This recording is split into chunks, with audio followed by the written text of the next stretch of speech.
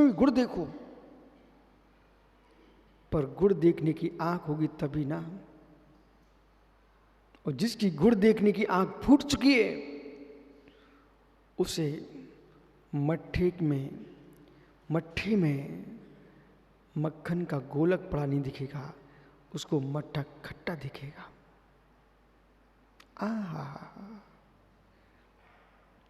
एक व्यक्ति को सुधीर भैया दही में मक्खन दिख रहा है, और एक जीव को दही में मात खटास दिख रहा है।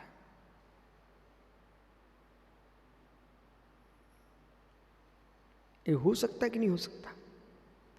एक व्यक्ति को दही में मात्र खट्टापन लग रहा है, खट्टापन, और एक व्यक्ति खट्टे दही को बिलो करके मधुर मक्खन निकाल लेता है। ऐसे ही अज्ञानी भोगी प्राणी इस देह के अंदर भोग भोग के रोग उत्पन्न कर रहा है, और एक ज्ञानी योगी इस देह से तपस्या करके भगवत्ता को प्रकट कर रहा है। प्रोफेसर साहब, राजेश भैया, योग्यता व्यक्ति की स्वयं की होना चाहिए। दही पूरी खाओ और कुछ दिन में मर जाओ। दही पूरी खाते जाओ, बहुत समय आयु नहीं बचेगी, कुछ ही दिन के बाद वो बीमार हो जाएगा और जल्दी चला जाएगा। दही पूरी खाओ, जल्दी बीमार हो जाओ। और दही को भांज करके मही बनाओ, और मही पियो तो समाधि करो समाधि काल में, और घी निकाल कर मेरे मित्र प्रयोग करो तो मस्त हो जाओ। अब क्या योग्यता है, क्या योग्यता है? वो दही के से मत बोलो, मही से मत बोलो, मक्खन से मत बोलो, घृत से मत बोलो। ये जीव के उपयोग करने की योग्यता स्वयं की होना चाहिए। क्या रहस्य खोल रहे हैं यहां पर? मनुष्य देह है, इसे गाली मत देना।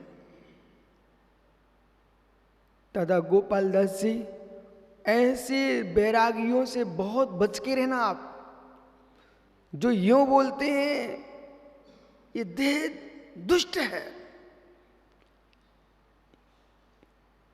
इंद्रियां पापी हैं। उन्हें अभी यही मालूम नहीं है कि देह दुष्ट है, कि इंद्रियां पापी है, कि आत्मा पापी है। करण साधन और कर्ता का बोध होना चाहिए। ये खड़े हुए हैं, हाथ जुड़े हैं, तो हाथ ने हाथ जोड़ लिए कि आपके भावों ने हाथ जोड़े हैं? बोलो बोलो, समय नहीं अपने पास। बहुत बढ़िया। और ये हाथ जुड़ गए तो आप मुझे धर्मात्मा दिखने लग गए, और यही हाथ यूं चल जाता तो ये हाथ यूं गया है तो हाथ गया है कि कोई दूसरे ले जाने वाला है? बराबर। अब ये ज्ञान होना चाहिए कि तुम इंद्रियों को पापी कह रहे, दुष्ट कह रहे हो, शरीर को दुष्ट कह रहे हो। ओहो, तुमको ज्ञान ही नहीं है, तुम साधु बनने के लायक ही नहीं हो। जो इंद्रियों को दुष्ट कहे, शरीर को दुष्ट कहे, शरीर को पापी कहे, वो तो साधु बनने के लायक ही नहीं है। बोले क्यों? मित्र, जिन हाथों से कभी धनुष बाण लेकर के छोड़ रहा था तो तुम हाथों को पापी कह रहे थे। मित्र, तुम ही बदल जाओ, परिणाम बदल जाएं। तो उन्हीं हाथों से मुनिराज को तुम ग्रास दे रहे थे, उन्हीं हाथों से भगवान की तुम पूजा कर रहे थे, आरती उतार रहे थे, और उन्हीं हाथों से जब तुम्हारे भीतर दया आ गई तो मरते हुए जीव को तुम बचा रहे थे। हाथों में हिंसा कहां थी? हिंसा तेरे भावों में थी। इन हाथों में न पुण्य न पाप है, भावों में पुण्य, भावों में पाप है। और फिर गोपाल दास जी, मैंने ऐसे लोगों को देखा, वे अपने शरीर की इंद्रियों को कुचल रहे हैं, ताला डाले घूम रहे हैं। बोले क्यों? बोले इंद्रियां पापी हैं, इंद्रियां पापी हैं। अरे तुम क्यों इंद्रियों को चल रहे हो? मन को अपने बस कर लो, बस हो गया वचन। मन की तरंगे मार लो, बस हो गया भजन, आदत बुरी संभाल लो, बस हो गया भजन। बुरी आदत नहीं संभली, मन की तरंगे नहीं मिटी, तो भजन कुछ नहीं कर पाएगा। ये हाथ किसने जोड़े? हाथों ने? हाथों ने नहीं जुड़े, वे तो जुड़े हैं। जोड़ने वाला कोई और है। बस आज समझ में आ जाना चाहिए, जिसने हाथ जोड़े हैं। कोई गोपाल जी कोई कहे आत्मा, तो हम जानती नहीं कौन सी वस्तु आत्मा है। अरे मैं दिखा रहा हूं आत्मा, कैसे नहीं जानते आप आत्मा? ये शरीर तो शरीर है ना, शरीर जीव नहीं है ना, यानी शरीर जीव नहीं है। जो हाथ जोड़े हैं, जिसने जुड़वाए हैं, वही आत्मा है। रोटी खाते कि नहीं राकेश भैया, राजेश भैया? भोजन करते ना भैया? तो भोजन कर रहे हो, शरीर कर रहा ना, शरीर कर रहा ना। यदि शरीर भोजन कर रहा है तो मुर्दे के सामने भी 56 प्रकार की थाली लगा के रख देना, तब समझ में आएगा कि शरीर के माध्यम से, रसनादि इंद्रियों के माध्यम से जो स्वाद लेने वाला है, जो स्वाद ले रहा है, वही आत्मा है। संसार का स्वाद ले रहा है, वही आत्मा है। वही विरक्ति हो जाए तो संयम का आनंद ले, वही आत्मा है। और अनंत सिद्ध बन जाए तो मेरे मित्र, वही आत्मा परमात्मा है। बैठो। ओहो, अब वो बैरागी बन गया भैया जी, बैरागी बन गया। ये महाराज जी, ये इंद्रियां बहुत पापी है, इनसे बहुत पाप होता है। क्या तुम पागल हो? इंद्रियां पापी है? कौन सी इंद्रिय पापी, उसका नाम बताओ मुझे। बोले गुरुजी, ये आंखें घूम जाती है तो मेरे भाव खराब होने लगते हैं। अरे मित्र, आंखें नहीं घूम जाती हैं, भाव घूम जाते हैं, तो आंखों को देखना पड़ता है। और तुमने यूं कहा कि महाराज जी ये आंखें पापी हैं, तो क्या करो, सूजा लेके फोड़े देता हूं। बेटा फोड़ दो। क्या अंधक दृष्टि के बेटे नहीं हुए? क्या अंधक दृष्टि के बेटे नहीं हुए? भागवत से मैं वो गीता महाभारत सब पूछिए मित्र, हरिवंश पुराण में जाइए आप। क्या अंधक दृष्टि की संतान नहीं थी क्या पंडित जी? कितनी? ओहो हो, अंधक दृष्टि के संतान थे राजू, 100 बेटे थे, 100। तो जो 100 बेटे जो हो गए, तो अब बिना ब्रह्म सेवन किए सुरक्षित टपक गए क्या आकाश से?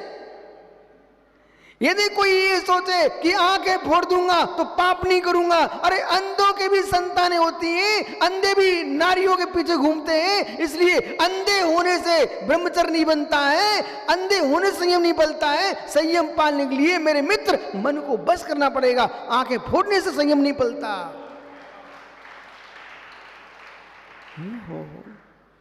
गुरुजी ये कान बहुत खोटे हैं, कोई बात सुन लेना तो दिमाग खराब हो जाता है। तो क्या करना? बोले इसमें सूजा घुसेरना है।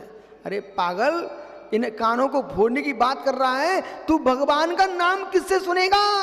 उपदेश किससे सुनेगा? मंत्रों को किससे सुनेगा? ये कान तो मंत्र सुनाते हैं, जिनवाणी सुनाते हैं, गुरु वचन सुनाते हैं, प्रवचन सुनाते हैं। कानों में पाप नहीं है, तेरी परिणति में पाप है। वो आंखों को फोड़ रहा था, जीवों को देख के कैसे चलेगा? प्रभु के दर्शन कैसे करेगा? इन आंखों से तो संयम पलता है। सीधी सीधी बात है, इंद्रियों से न असंयम होता है न संयम होता है, भावों से संयम होता है और भावों से ही असंयम होता है। एक एक भंग समझते जाओ बेटा, समझ में आ रहा ना? कोई यहाँ बच्चा नहीं बेटा, सब ज्ञानी लोग बैठे हैं। अप्पू समझ में आ रहा ना? ओहो मित्र, घोड़े पर किसने बिठा दिया था तुझे? 1997 में तो मैं ये सोच रहा था बच्चे सभी महाराज बनने वाले हैं। पंडित जी, दुर्ग में मेरा चातुर्मास हुआ 1997 में। ये सब बच्चे जैसे निकुंज यहाँ आप लोग रहते ना, मधुबन के बालक, गया के, आरा कोडरमा के बच्चे बोले गुरुजी तुरंत कमंडल लेके चलो, बोले कहीं जा रहे हैं टॉर्च दिखा दो। ऐसे ये भाई साहब 24 घंटे में सेवा में रहते थे। बस घर के लोग तो सोच ही रहे थे बस बस कहीं ये चला ना जाए, लेकिन भैया घोड़े पे किसने बिठा दिया? वो कन्हैया लाल गंगवाल ने बिठा दिया। अब वो समझदार हो गया, ऐसा नहीं बोलेगा। सत्य है, मन में कुछ तो ज्ञानचंद पाटिल ने कह दिया था कि बैठ जा बेटा अप्पू बैठ जा। है मित्र, कोई किसी को ना घोड़े पे बिठालता ना पालकी पे ना बग्गी पर, व्यक्ति के भावों में ना हो। तो मेरे मित्र कहना पड़ता व्यवहार से, बोले पप्पा ने कह दी तो कराली महाराज हम तो महाराज बनने वाले थे। अरे मेरे मित्र, पप्पा की चलती होती तो नेमीनाथ की भी शादी हो जाती। और उनकी बारात मालूम निकुंज कौन से महीने में गई थी? श्रावण के महीने में भगवान नेमिनाथ स्वामी की बारात गई थी, श्रावण के महीने में। तो इन विद्वानों ने, पंडितों ने, रागी गृहस्थों ने मालूम क्या किया? बोले श्रावण के महीने में शादी बंद। बोले अब महीने ही खराब हो गया। बोले क्यों? बोले नेमिनाथ चले गए, राजुल रोती रह गई, इसलिए कहीं हमारी बिटिया रोती न रह जाए, इसलिए सावन में भादों में शादी नहीं करना अब तो। जबकि नेमिनाथ स्वामी की बारात तो गई थी श्रावण के महीने में। कितने समझदार लोग हैं। रहस्य क्या है? आप लोग बैठ जाओ बेटा, रहस्य क्या है? राजू अनुभव करना, एक शून्य कक्ष में बैठ जाना और धीमे धीमे नमोकार मंत्र का पाठ करना।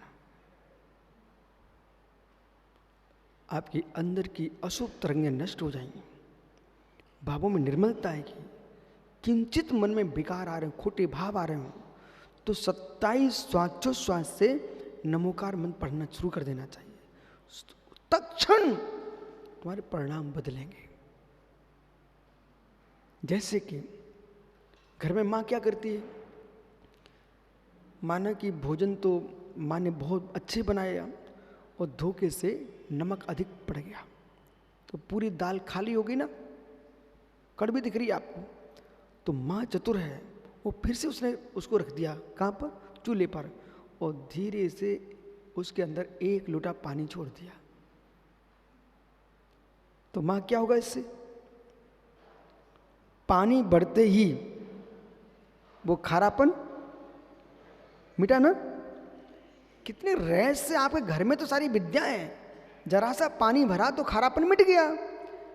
ऐसे ही जो परिणामों में खारापन चल रहा था, उसमें तुमने नमोकार का नीर भर दिया, वो भावों का खारापन मिट गया।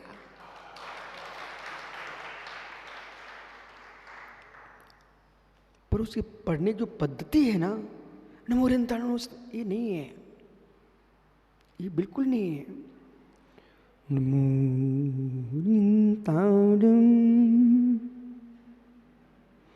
नमो सिद्धांडम नमो आयरी याडम नमो सायडम नमो लोई सोविसाडम।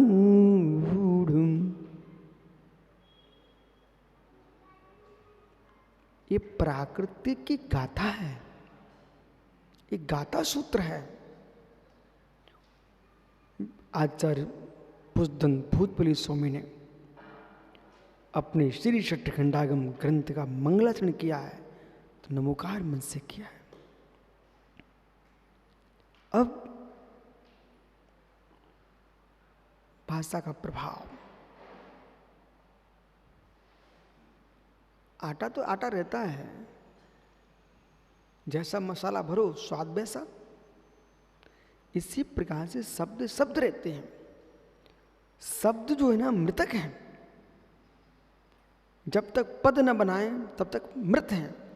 सी आदि विभक्ति ना लगे, प्रत्यय ना जुड़े, तब तक संज्ञा मृत।